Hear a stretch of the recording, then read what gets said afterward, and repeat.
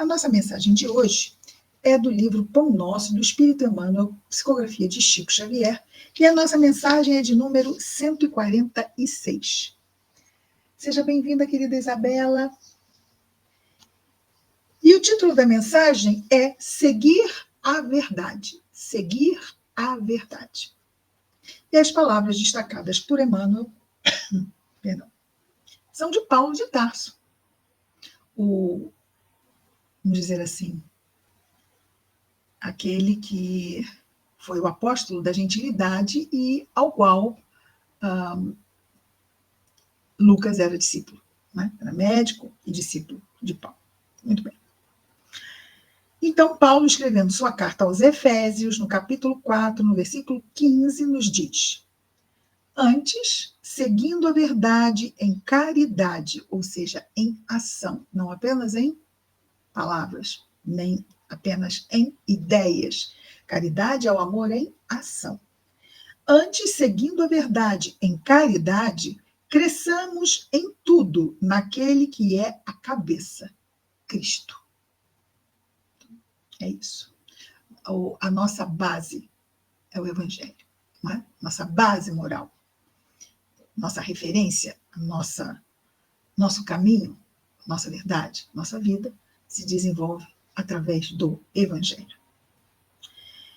E Emmanuel vai comentar as palavras de Paulo. Antes, seguindo a verdade, em caridade, cresçamos em tudo naquele que é a cabeça, Cristo. A cabeça é aquela que rege, né, e que mostra a direção do corpo. Né? A cabeça decide, vou lá, e aí o corpo vai. Então, também, Jesus nos indica o que fazer e nós fazemos. É o pastor, não é? O nosso pastor. E Emmanuel nos diz: porque a verdade participa igualmente da condição relativa, inúmeros pensadores enveredam pelo negativismo absoluto, convertendo o materialismo em zona de extrema perturbação intelectual. Então, vejamos, ele fala a verdade participa da condição relativa. Por quê? Porque para mim a verdade é uma, para outra a verdade é outra, para outra a verdade é outra, e ele destaca aqui ao início a verdade dos materialistas, não é? Que é uma zona, né, esse materialismo de extrema perturbação intelectual. Como interpretar a verdade, diz Emmanuel, se ela parece tão esquiva aos métodos de apreciação comum? Então, muitas vezes a verdade não vai estar assim, na nossa cara, não é? Diante dos olhos, porque muitas vezes, diante dos olhos, nós temos os estímulos materiais. E a verdade, ela extrapola os sentidos físicos. Não é? Nós somos espíritos imortais. Podemos ver? Nós vemos corpos mortais, não é isso? E isso nos impacta, nos influencia muito. Alardeando superioridade, o cientista oficioso assevera que o real não vai além das formas orgânicas, à maneira do fanático que só admite revelação divina no círculo dos dogmas que abraça. Então, Deus pertence a essa religião, àquela religião, porque a verdade está comigo, a sua não é verdade nenhuma.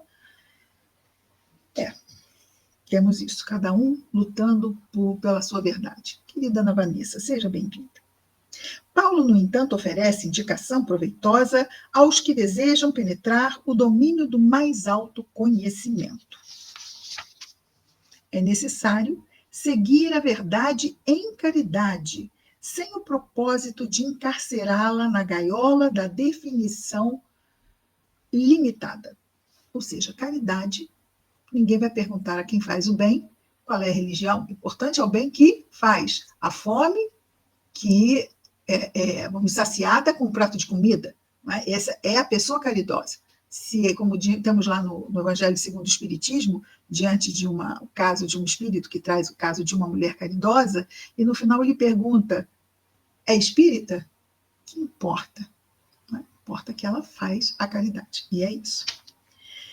E ele continua dizendo, Emmanuel, convertamos em amor os ensinamentos nobres recebidos. Verdade somada com caridade apresenta o progresso espiritual por resultante do esforço.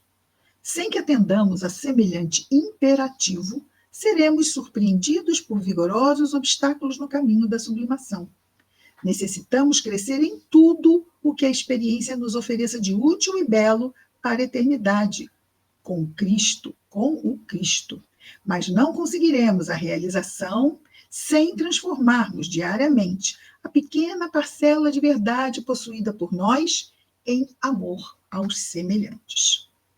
A compreensão pede realidade tanto quanto a realidade pede compreensão. Sejamos, pois, verdadeiros, sim, mas sejamos bons. Não adianta lutarmos pela aquisição da verdade se não fazemos o bem que precisamos fazer, não é?